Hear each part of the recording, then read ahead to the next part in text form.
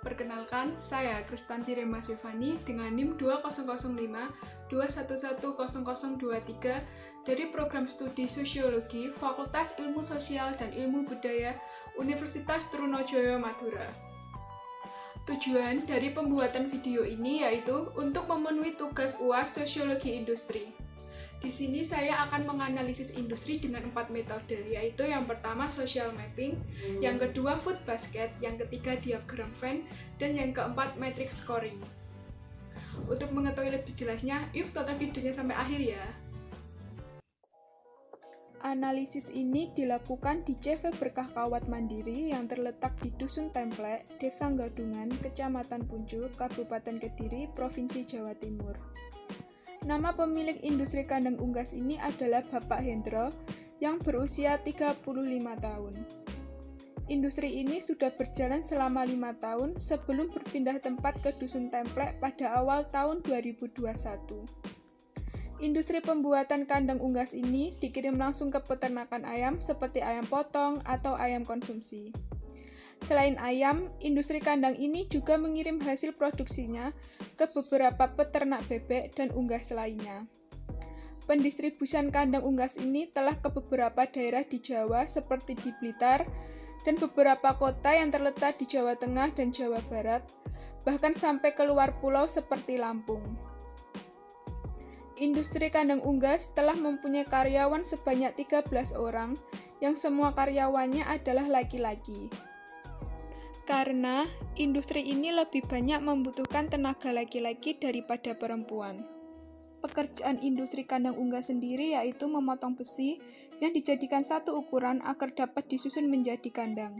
Selain itu, dari 13 karyawannya, 5 karyawan tersebut mempunyai pekerjaan mengelas dengan tujuan untuk menyambungkan beberapa besi. Sistem gaji pada perusahaan ini menggunakan sistem borongan dan harian. Analisis dengan 4 metode. Yang pertama yaitu social mapping. Social mapping digunakan untuk melihat pola interaksi antara pemilik, karyawan, dan lingkungan sekitar. Dalam proses produksi, Pak Hendro sebagai pemilik usaha sendiri memiliki hubungan relasi yang sangat baik oleh para karyawannya atau pada masyarakat sekitar Dusun Templek sendiri. Hubungan yang terjalin antara pemilik usaha dan karyawan terjadi karena ada sesuatu tujuan, yakni untuk saling memenuhi kebutuhan pada masing-masing individu tersebut. Pada karyawan, mereka bekerja dengan tujuan untuk mendapatkan upah yang digunakan untuk memenuhi seluruh kebutuhan hidupnya ataupun bersama keluarganya. Pada pemilik usaha, beliau pasti membutuhkan para karyawan untuk dapat membantu dalam memproduksi barang yang menjadi usahanya tersebut, dengan memberikan upah kepada karyawannya. Yang kedua yaitu food basket. Food basket digunakan untuk melihat jaringan kebutuhan-kebutuhan yang diprioritaskan atau melihat pola konsumsi pemilik dan karyawan. Berikut kebutuhan yang diprioritaskan oleh industri kandang unggas, yaitu meliputi kawat galvanis, tang, besi, alat pemotong besi, gaji, dan listrik. Yang ketiga yaitu diagram Venn. Diagram Venn digunakan untuk melihat permasalahan-permasalahan yang dihadapi. Permasalahan tersebut meliputi yang pertama yaitu modal, yang kedua pandemi COVID-19, yang ketiga bahan baku, dan yang keempat yaitu listrik.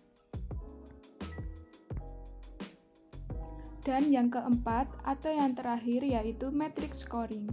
Matrix scoring digunakan untuk melihat prioritas permasalahan yang dihadapi oleh industri dan mana yang akan diselesaikan terlebih dahulu. Yang pertama yaitu modal. Modal mendapatkan skor 10. Yang kedua, pandemi COVID-19 yang mendapatkan skor 8.